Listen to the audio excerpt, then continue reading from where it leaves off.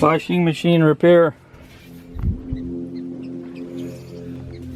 There's a special tool, a spanner bolt, or spanner removal tool. It fits in all these slots. And then you pound on it. Of course I don't have one. So I've tried using a chisel in here. Chiseling one at a time. I've tried putting channel lock in and pounding on that.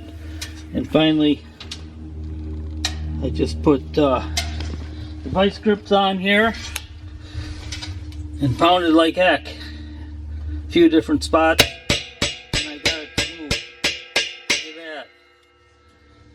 Where's the will, there's a way. I guess.